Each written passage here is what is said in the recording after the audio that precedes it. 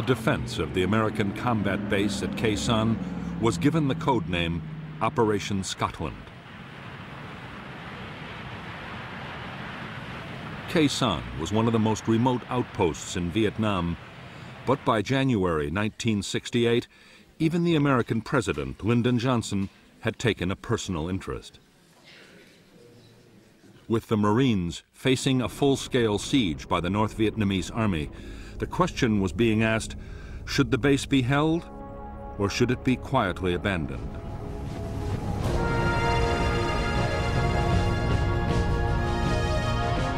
Many in Washington worried that defending Khe Sanh could invite a costly and humiliating defeat. General Westmoreland, the U.S. commander in Vietnam, dismissed all such fears. Already, Khe Sanh was tying up nearly 20,000 North Vietnamese troops, and there might be a chance of winning a major American victory.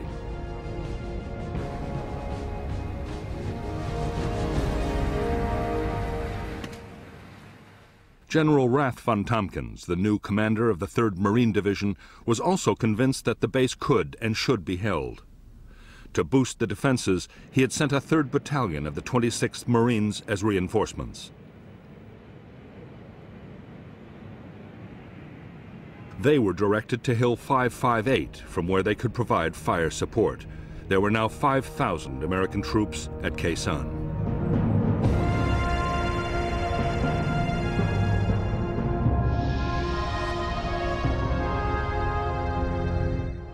The combat base at Khe Sanh was built around a 3,900-foot airstrip.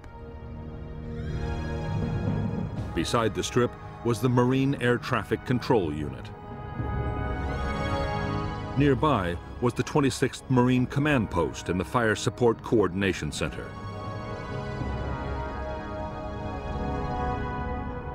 At the eastern end of the base was the main ammunition dump, with a secondary dump to the west.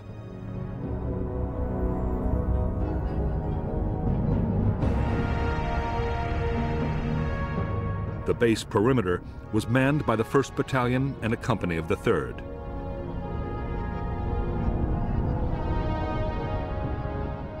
There was also a forward operating base run by Special Forces. The infantry were backed by tank and anti-tank units and an artillery battalion of the 13th Marines.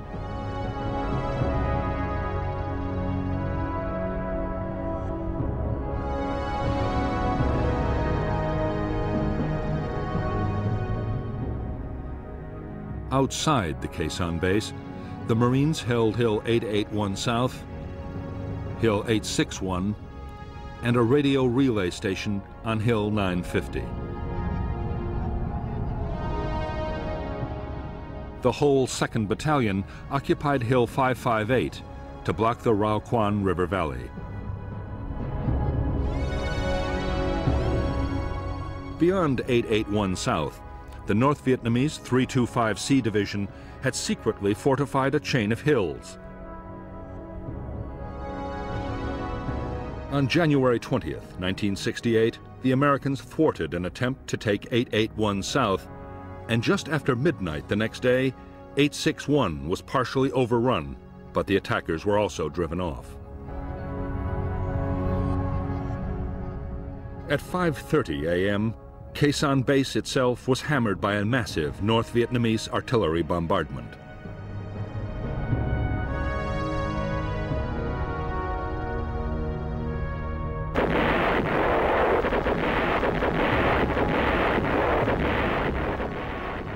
The shattering barrage of shells, mortars, and rockets, which slammed into the Marine combat base at 0530 on January 21st, signaled the start of the battle for Khe Sanh.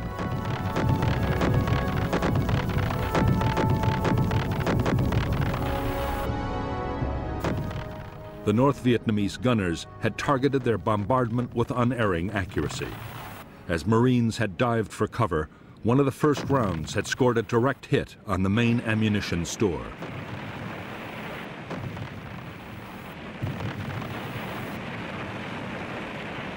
The No. 1 dump stored 1,500 tons of artillery and mortar rounds 90% of the base's entire stock, or 10,000 rounds. All of it was lost. 18 men were killed instantly and 40 were wounded as the ammunition exploded and shells and mortar rounds flew in every direction. The explosions would go on for another 48 hours.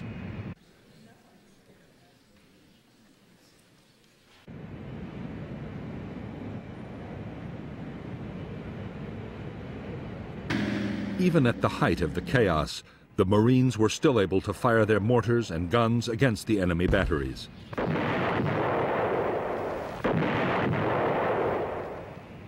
They also called in air support, and very quickly, fighter bombers were blasting the suspected locations of the North Vietnamese artillery, which in return scored 300 direct heavy artillery hits on the firebase.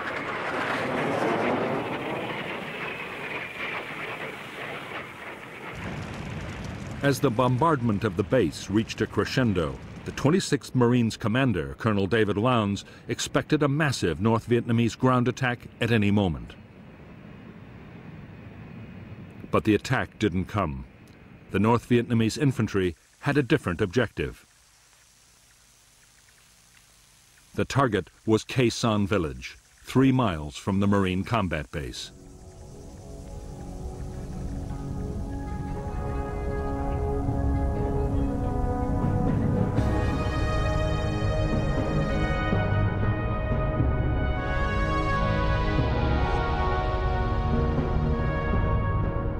At dawn on January 21st, NVA troops attacked Khe Sanh village, where 200 Marines and South Vietnamese troops were stationed.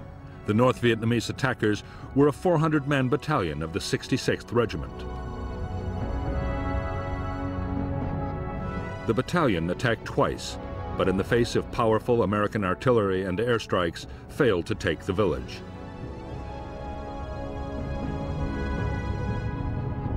An attempt at reinforcement by a South Vietnamese unit went disastrously wrong, and the whole force was destroyed.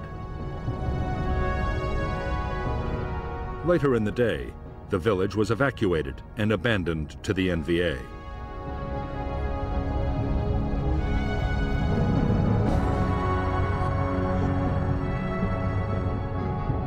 Later that evening, Khe Sanh base itself was probed by a North Vietnamese assault unit.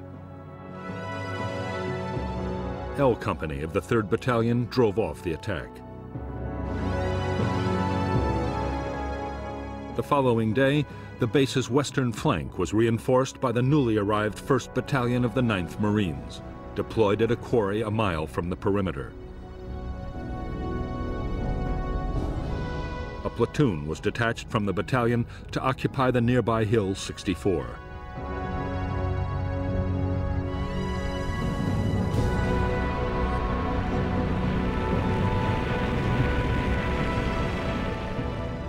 For the Marines inside the Khe Sanh base, the days were now filled with feverish activity. There were sudden heavy bombardments from NVA guns and rockets.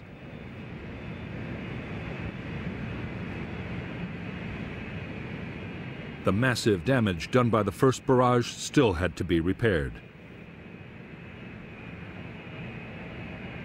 The biggest worry was ammunition. The first aircraft to land all carried shells. More than 130 tons were delivered in just 2 days.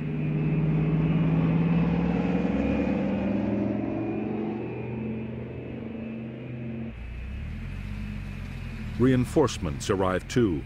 The Marines were joined by 300 South Vietnamese Army Rangers, and Colonel Lowndes now had more than 6,000 men inside the compound and in 7 defended positions on the surrounding hills.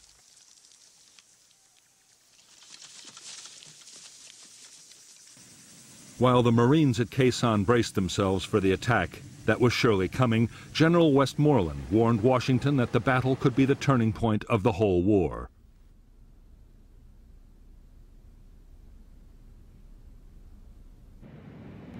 In the United States, President Johnson was getting more and more worried about what might happen. The last thing he wanted was an American version of Dien Bien Phu, but he was determined to support his commander. Westmoreland would be allowed to fight the battle he wanted. There would be no U.S. withdrawal from Khe Sanh, despite the fact that the NVA were still raining between 150 and 300 shells a day on Khe Sanh.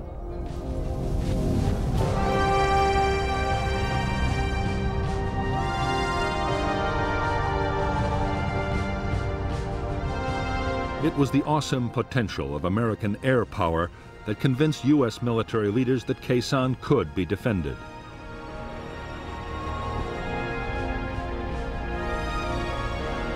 Before the battle had started, on 5th January, Westmoreland and U.S. tacticians devised a plan for defending Khe Sanh by bombing. It was already being unleashed on the North Vietnamese divisions with devastating effect.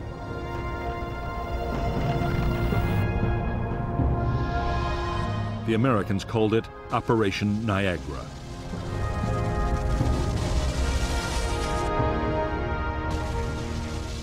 The first part of Niagara was to pinpoint North Vietnamese troop concentrations. Information from air reconnaissance, special forces teams, radio interception, and every other possible source was fed into the intelligence system.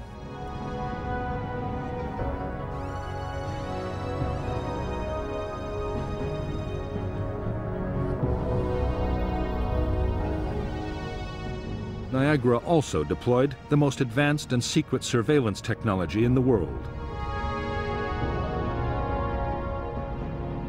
Aircraft and helicopters scattered hundreds of electronic sensors across the enemy's main lines of approach. They could detect the movement of troops and send signals to alert the Americans.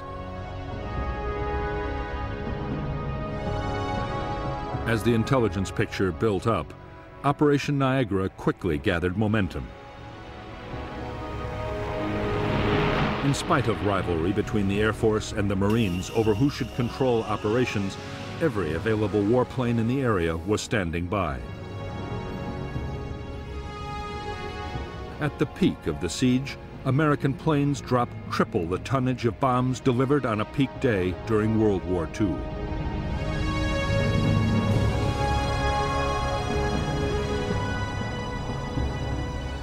Added to this, fighter bombers would deliver 54,500 tons of napalm alone.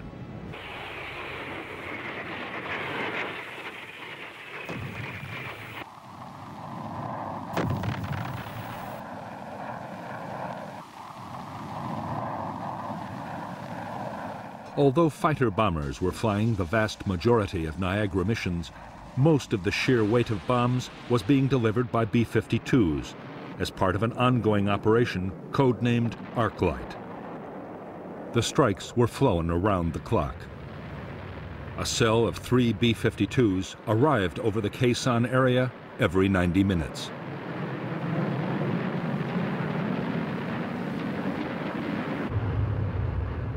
The giant heavy bomber was able to carry a massive 27 tons of bombs. The aircraft dropped their loads from 30,000 feet, high enough so that the planes couldn't be seen or heard from the ground. The only warning most North Vietnamese troops got of a raid was the shattering detonation of the first bombs. Over the 77 days of the siege, B-52s flew over 2,500 sorties, dropping more than 53,000 tons of bombs. The biggest Arclight raid of the Vietnam War so far was launched as part of Operation Niagara on January 30th. American radio direction finding seemed to have discovered North Vietnamese Army headquarters for the Khe Sanh offensive. Whether it was or not, no one is sure, but the site was annihilated by 2 B-52 raids in a single day.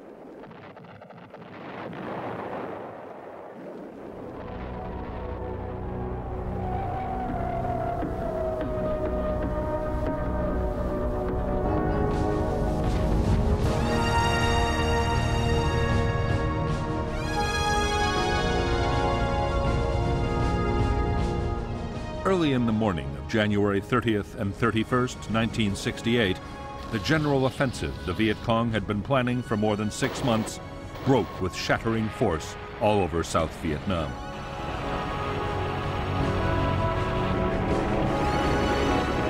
As tens of thousands of Viet Cong attacked towns, cities, and military installations, American commanders were stunned by the sheer scale of the assault.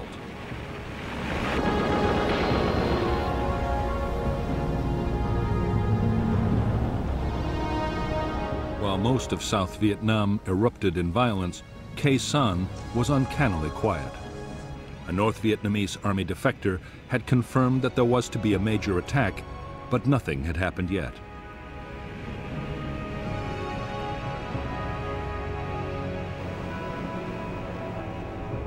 Some U.S. commanders believed that the arc light raids had shattered the North Vietnamese command system. There was no way of telling.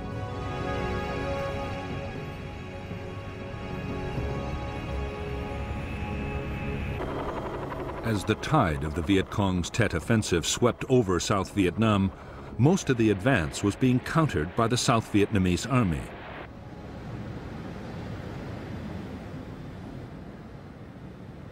The Americans had been heavily committed in only a few places, mainly around Saigon and in Hue.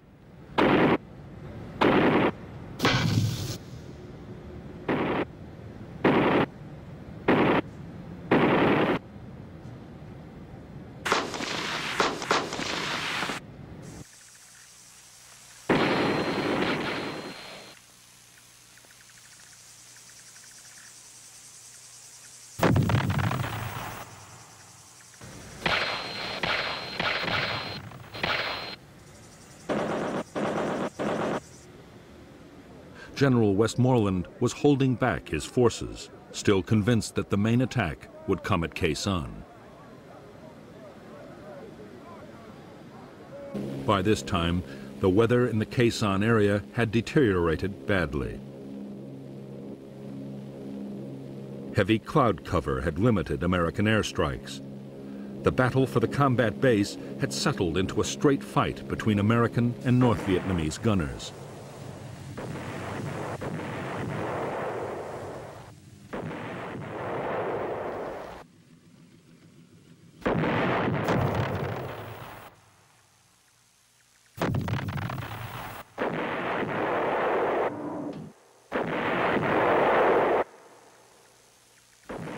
The busiest time for the American guns was after dark, when the NVA were most active. Every night, the Marines laid down concentrated patterns of fire on likely areas. Sometimes, in bombardments known as mini arclights, an intense artillery barrage was combined with radar-guided airstrikes to saturate a target completely.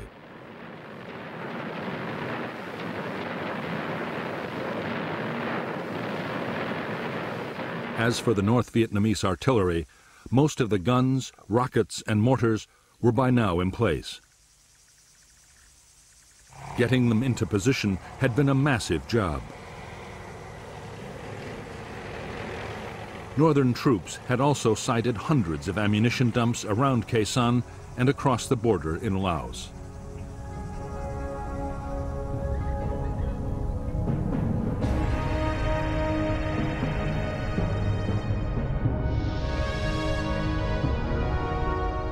The North Vietnamese had placed large numbers of their shorter-range guns and mortars within 2 miles of the Khe Sanh base.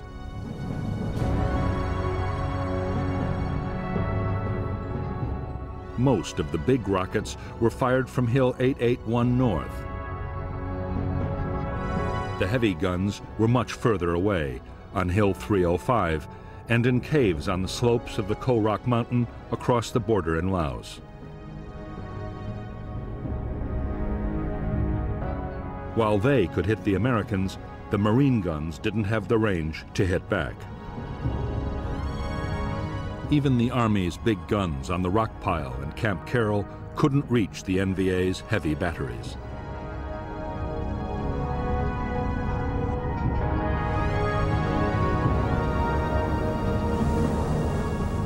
By now, more than 2 weeks into the battle, over 150 North Vietnamese artillery rounds were hitting the Khe Sanh base and its outposts every day, rising to a peak on February 23rd of 1,300. For the Marines, Building the best possible protection was a matter of life and death. Orders were that every man had to have access to a bunker able to stop an 82-millimeter mortar round. Command posts were to withstand a 120-millimeter hit. As for the heavy shells of the NVA's biggest guns, nothing could stop those.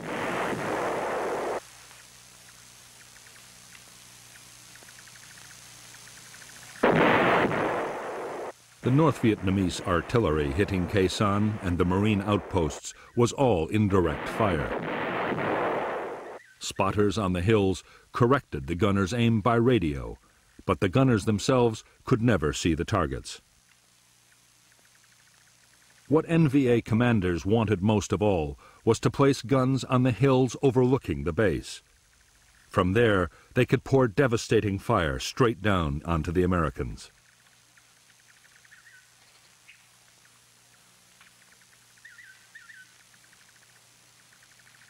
On February 5, 1968, the American chain of electronic sensors detected a large-scale NVA movement.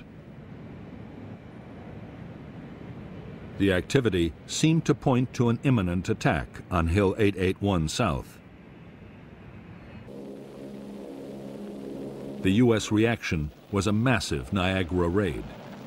Whole North Vietnamese units were caught in the open as the entire area around the hill was devastated in a massive storm of bombs.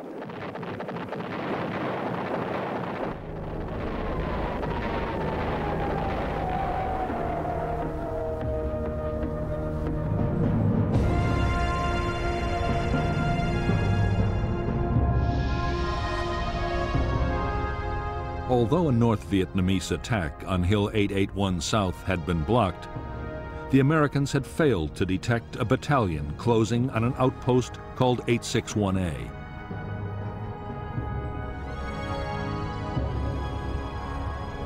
There, a single Marine company drove off 2 determined assaults as artillery fire destroyed the follow-on waves of NVA troops.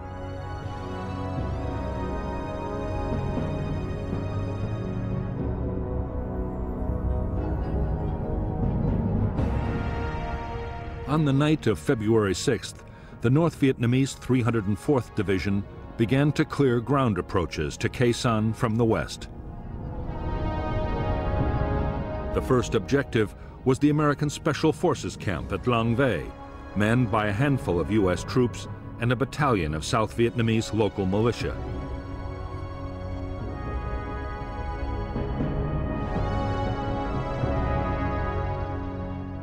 The attack was launched by the 66th Regiment, 1,500 men backed for the first time by tanks.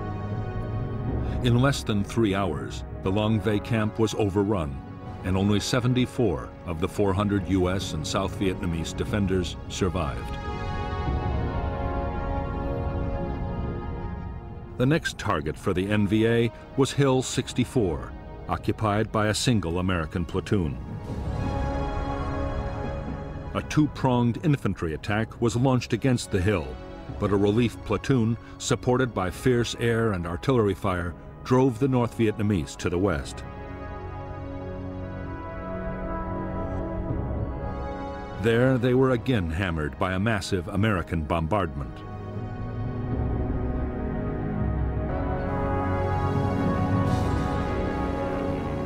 Even though the NVA had again failed to take any more American hill outposts and had lost hundreds of men in the attempt, they had at least captured Long Vây.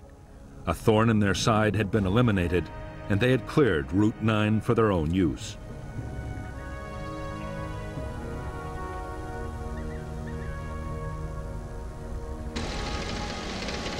Artillery reinforcements, including 130-millimeter guns, could now be brought much closer to the Khe Sanh base.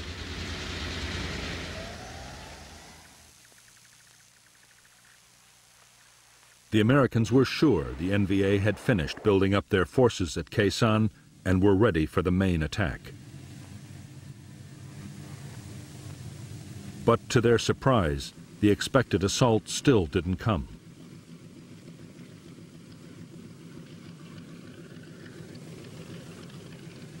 Instead, the siege settled down to a deadly daily duel fought by artillery and aircraft.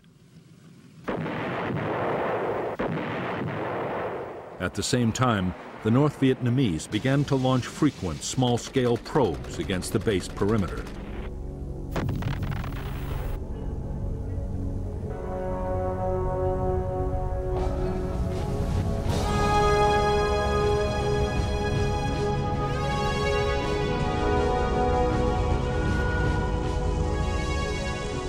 In Washington, anxiety about the fate of the Marines at Khe Sanh was mounting. A relief operation was being planned, but it would demand powerful forces and couldn't be mounted for weeks.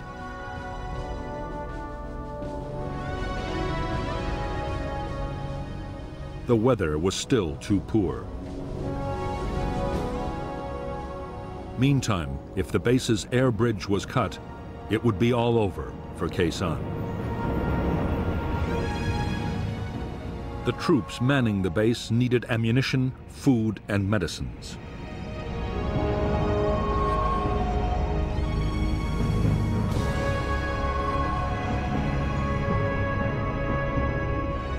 Casualties had to be evacuated. Men finishing their tours of duty had to be flown out and replacements brought in.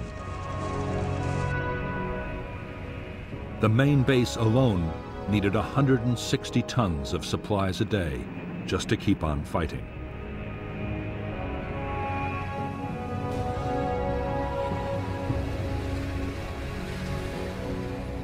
The supply effort depended above all on the huge load-carrying ability of the C-130 Hercules transport. The aircraft was able to carry up to 20 tons of cargo, but for that very reason, it needed most of the strip to land and took time to turn around.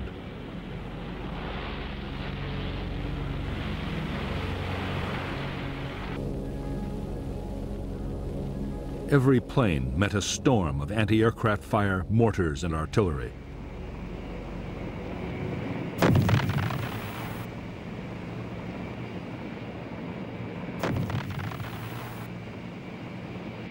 On February 11, 1968, the North Vietnamese anti-aircraft gunners scored their first major success against a Marine KC-130 Hercules landing at Khe Sanh. The plane was carrying a cargo of helicopter fuel and burst into flames. 6 of her crew were burned to death. The loss of the C-130 marked the end of attempts to land very large aircraft at Khe Sanh. Smaller, more nimble planes, like the C-123 Provider, as well as Marine helicopters would still come in. But without the big loads of the Hercules, the base would never survive. Other methods would have to be tried. The most successful new method was called LAPES, the Low Altitude Parachute Extraction System. The Hercules flew only 5 feet above the runway while a parachute snatched the cargo pallets out of the hold.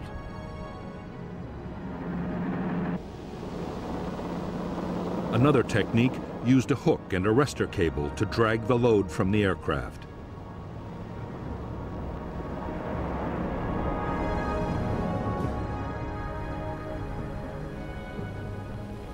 In February 1968, appalling weather with ground fog and low cloud stopped all low-altitude deliveries. The only option was to parachute supplies into a drop zone just outside the perimeter. Several thousand tons would arrive this way, but still for the Marines, bad weather invariably meant tight rations.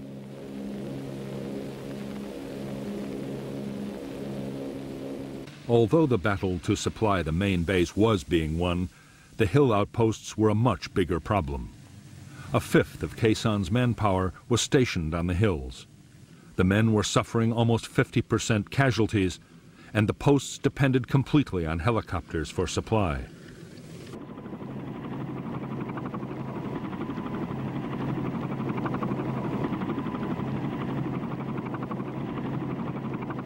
For the crews of helicopters supplying the hill outposts, every mission was a gamble with death. North Vietnamese gunners were quick to target the approaches and the landing zones.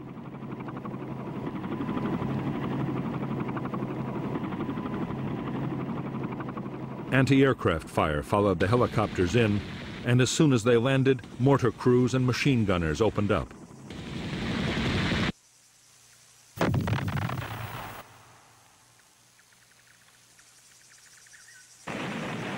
As the slopes of the hills became a graveyard for American helicopters, the Marines realized that the survival of the hill outposts was under serious threat. And if they fell, the main base couldn't last for long.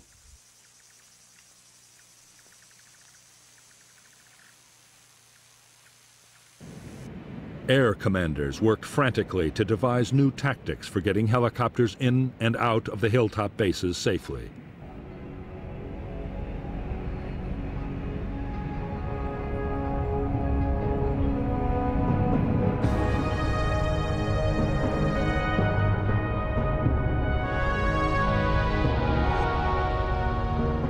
The tactics the Americans devised depended on swamping the enemy anti-aircraft guns and mortars around a landing zone with a high-speed assault.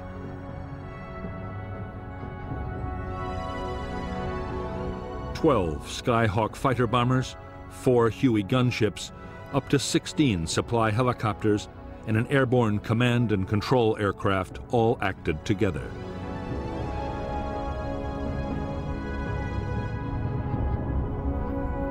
The first stage was for 4 Skyhawks to hit North Vietnamese positions with bombs and napalm. 2 more laid tear gas. Next, 2 Skyhawks dropped smoke bombs to create a corridor, and 30 seconds later, the transport helicopters swooped in, covered by the Huey gunships. Meanwhile, 4 more Skyhawks with rockets, bombs, and guns made close-in attacks. The whole operation was over in less than 5 minutes.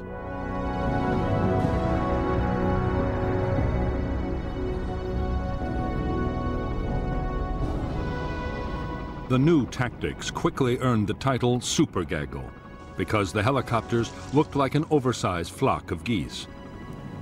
With the fighters and gunships in the air too, the method took incredible timing to pull off successfully.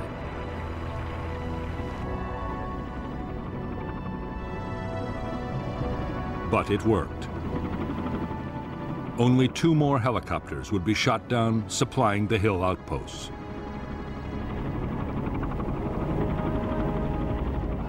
By now, the strain of the long siege was beginning to tell on the troops at Khe Sanh. Being under shell fire every day meant a steady drain of casualties and constant tension. Food was often down to 2 C-ration meals daily. Conditions were appalling. The bunkers were knee-deep in filth and mud and overrun by rats. In addition, it was impossible to forget that up to 20,000 enemy soldiers were waiting for the signal to storm the base.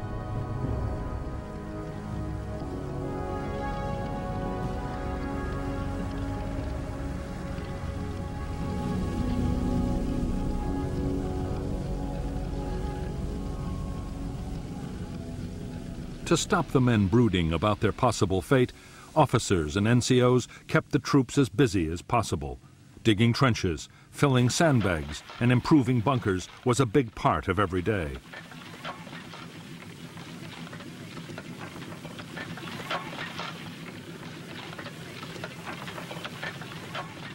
There was some patrolling too, although not more than 500 yards from friendly lines.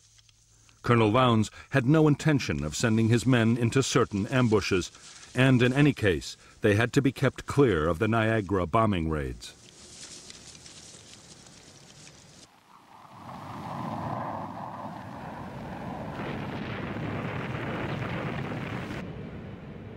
On the base perimeter, the watchword was constant vigilance. The North Vietnamese were probing the defenses with infantry and sapper teams.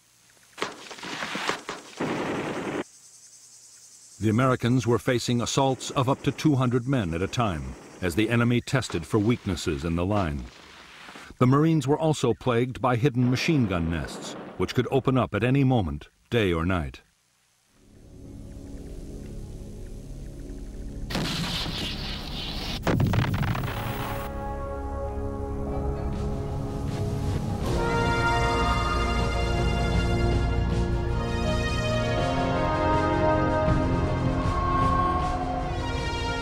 By now, the attention of the American public was riveted by the Battle of Khe Sanh.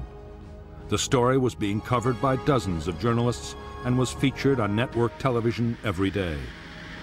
Stories about Khe Sanh accounted for 25% of all film news reports about the war on U.S. networks and up to 50% on CBS.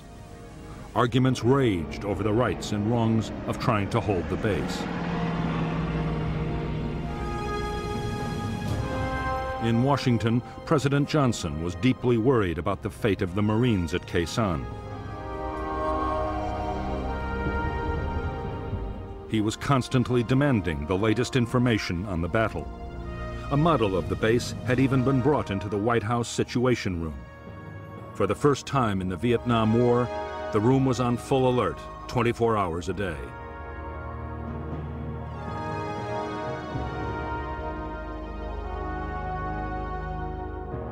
A multitude of doubts and fears haunted the president and his advisors. Should nuclear weapons be used to save the base, as some had suggested? What if the enemy diverted or poisoned the base's water supply? Most worrying of all, what if enemy jets mounted a sudden bombing attack on Khe Sanh? It would be a massive propaganda victory for the North.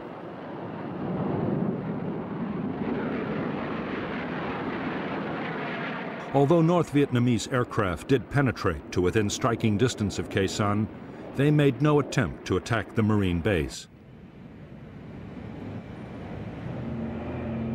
American air defenses over the DMZ were far too strong.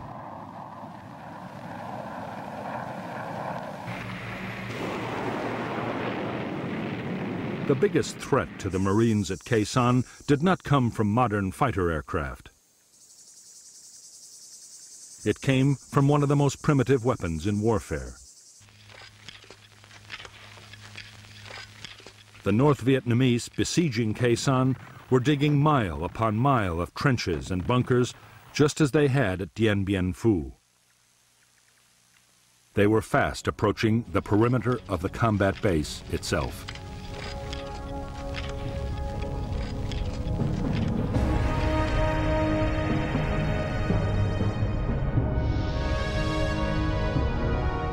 Already there was a major system of North Vietnamese fortifications on Hill 471, less than 2 miles to the south of the Khe Sanh base.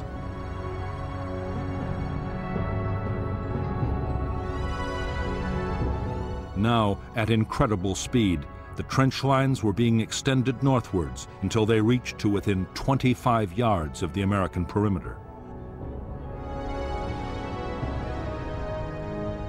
Another line of trenches and bunkers was creeping across from the southeast.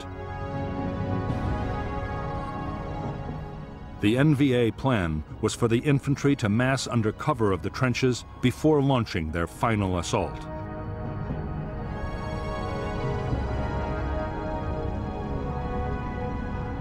By the last week of February 1968, few Americans inside Khe Sanh doubted that the big North Vietnamese ground assault would have to come soon. The moon was in its darkest phase, and a night infantry attack would have a good chance of overwhelming the perimeter defenses. Smashing the enemy trench lines was an absolute priority.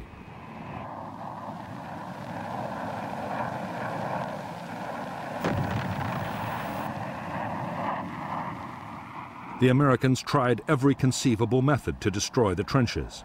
Napalm and bombs were rained down in huge quantities. The Marines fired countless artillery barrages.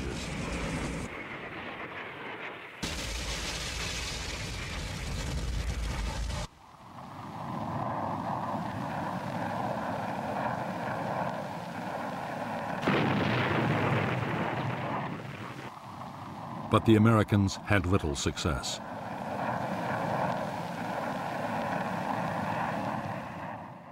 The discouraging fact, learned from other wars, was that it could take 1,000 hits to destroy 100 yards of trenches.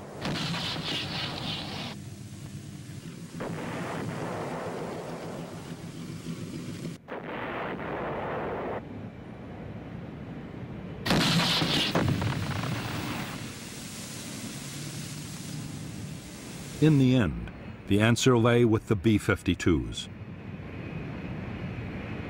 Up to now, arc-light raids had been kept more than 2 miles away from the base perimeter. On February 27, 1968, the restriction was lifted.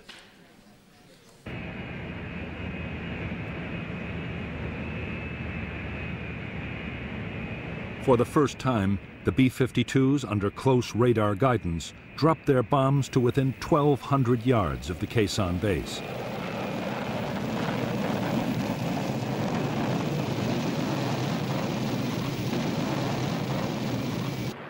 The effect was shattering. There was massive damage to the North Vietnamese trenches and bunkers.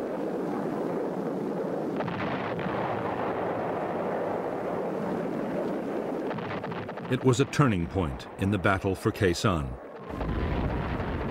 From now on, close-in bombing by B-52s would play a major part in the defense.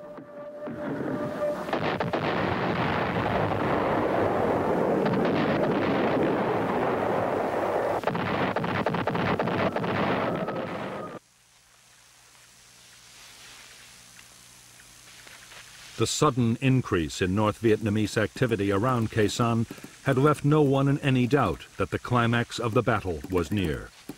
A few days before, a Marine patrol trying to get information had been almost wiped out. North Vietnamese traffic along Route 9 from Laos had also risen to a new peak. Enormous quantities of supplies were being rushed to the Khe Sanh divisions for the final assault.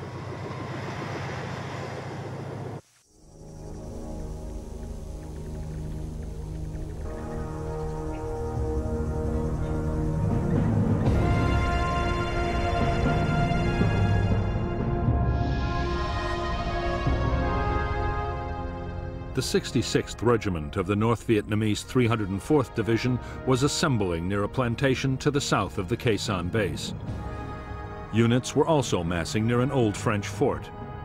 On the night of February 29th, a battalion of the 304th NVA Division assaulted the 37th ARVN Rangers at the eastern edge of the camp, a diversion to cover the unexpected and imminent withdrawal of all NLF troops from Khe Sanh.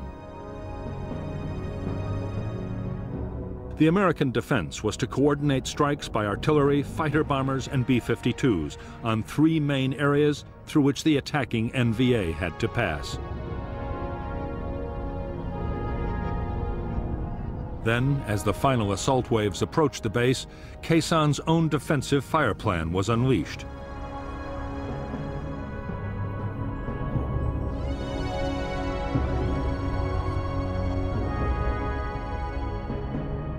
The base perimeter at the point of attack was manned by the 37th South Vietnamese Ranger Battalion.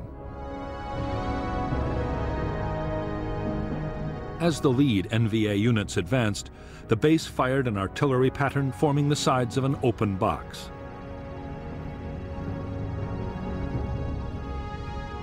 A creeping barrage was then walked up and down inside.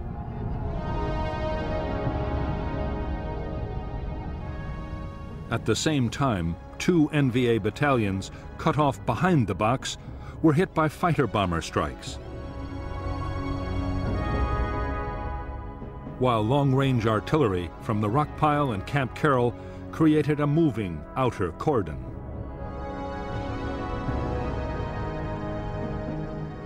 The North Vietnamese troops, who survived to emerge from the open end of the box, then faced the direct fire of the South Vietnamese Rangers. Over the next week, despite continued aerial bombardment and the barrage of artillery fire, the trenches came even closer. Then, for no apparent reason, they stopped. On March 6th, with the Marines still waiting for the final assault, many of Jap's troops stumbled away through what was left of the jungle, an area of land that had received 100,000 tons of bombs, the heaviest aerial bombardment on a single piece of land in the history of warfare. The next 3 weeks were relatively quiet around Khe Sanh.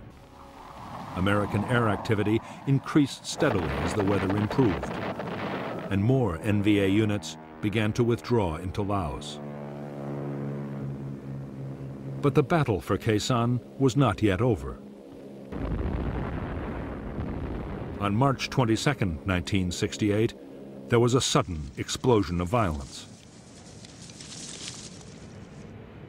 Without warning, a massive North Vietnamese bombardment, including huge numbers of heavy shells from the Ko Rock Mountain, slammed into Khe Sanh. More than 1,000 rounds hit the base at the rate of 100 every hour. At the same time, the electronic sensors around Khe Sanh again indicated NVA movements, and the Americans replied with heavy bombing.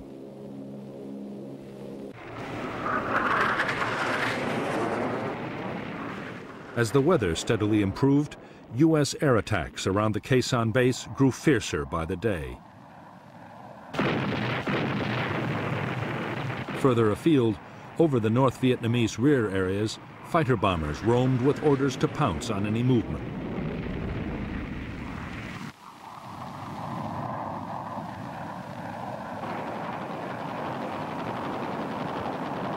For the North Vietnamese, the situation could only get worse. General Giap was forced to concede that Khe Sanh could not now be taken. By this time, the Marines were mounting small but aggressive attacks out of the base.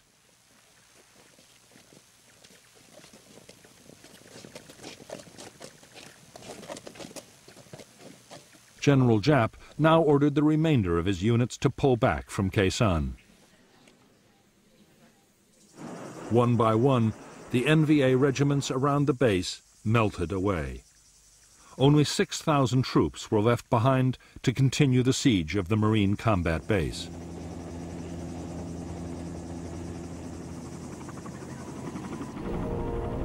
Although fighting would go on, the worst of Khe Sanh's ordeal was over.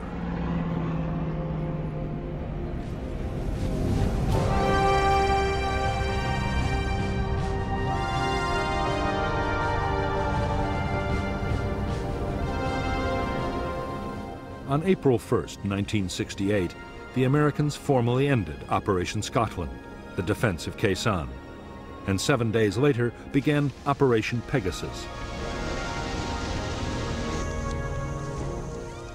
April 9th was the first time in 45 days that no shells fell on Khe Sanh.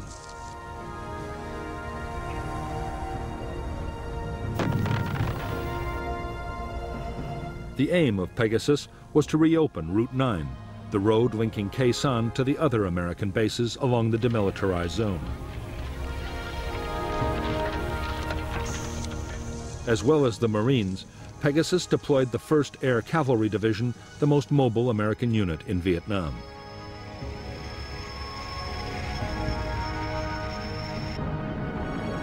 The Air Cavalry had more helicopters and airborne firepower than any other U.S. unit. It was perfectly suited to the rugged and demanding terrain near Khe Sanh.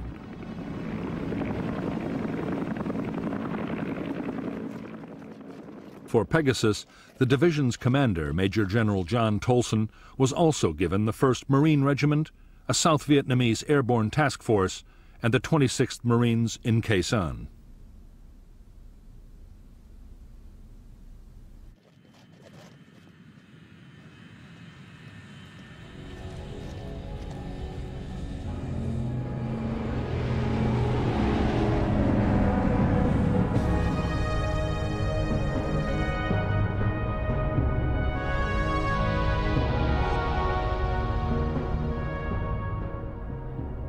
The entire length of Route 9 was still dominated by North Vietnamese Army units, especially elements of the 66th and 29th Regiments.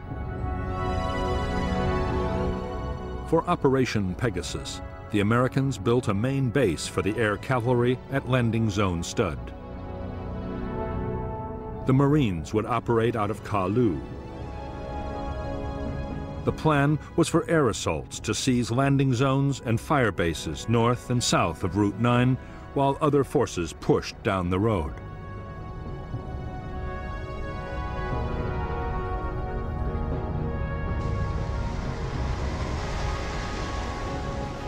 Although the weather was poor for fighter bombers, the weight of American firepower supporting Pegasus was still enormous.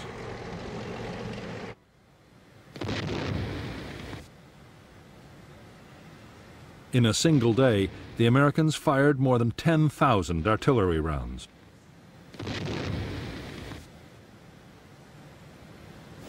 Before the operation was over, B-52s launched 45 arc-light strikes. The American offensive was unstoppable. By April 5, 1968, the air cavalry had forged past Khe Sanh and established landing zones west and south of the combat base.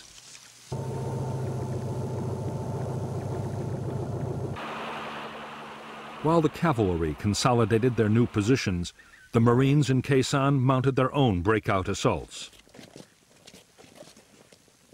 There was strong resistance from battalions of the North Vietnamese 66th Regiment, which mounted fierce counterattacks, but the Marines succeeded in taking Hill 471.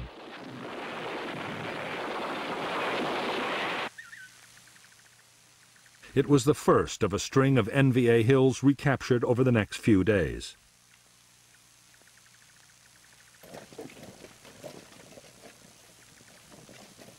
On April 8, 1968, the air cavalry and the 26th Marines at the combat base linked up, formally ending the siege of Khe Sanh.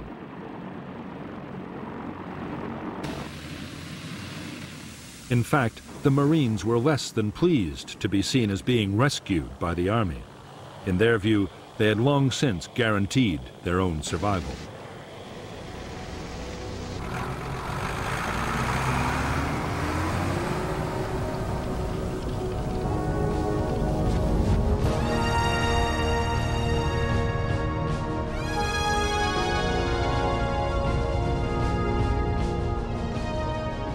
The 77-day siege of Khe Sanh had turned into the biggest single battle of the Vietnam War. The official assessment of the North Vietnamese Army dead was just over 1,600, with 2 divisions all but shattered. But thousands more were probably killed by bombs and left no trace of ever having existed.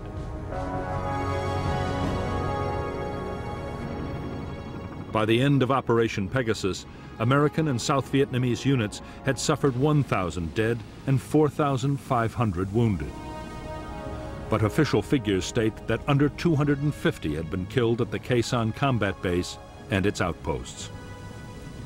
In the aftermath of the battle, General Westmoreland had high hopes that the next phase would be the thrust into Laos he had long advocated.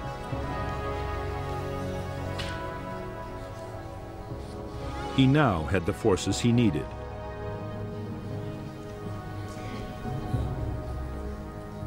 But Westmoreland's hopes for a great campaign to follow up his victory at Khe Sanh were soon dashed. In the United States, by the spring of 1968, American public opinion had turned sharply against the war in Vietnam.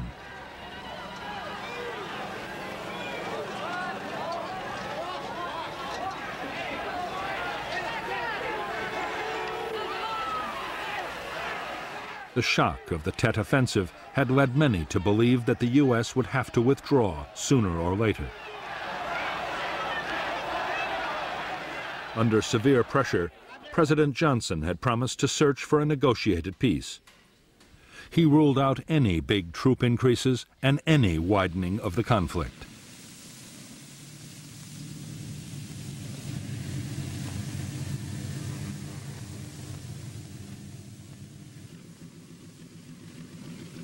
In June 1968, General Westmoreland approved the destruction of the Khe Sanh combat base. The president's decision not to widen the war had meant there could be no offensive into Laos.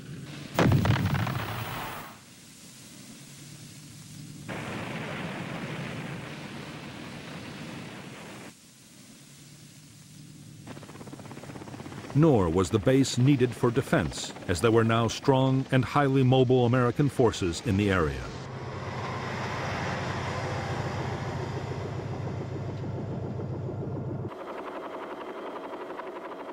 In any case, as both sides were slowly beginning to realize, even as the battle had raged at Khe Sanh, the war had changed out of all recognition.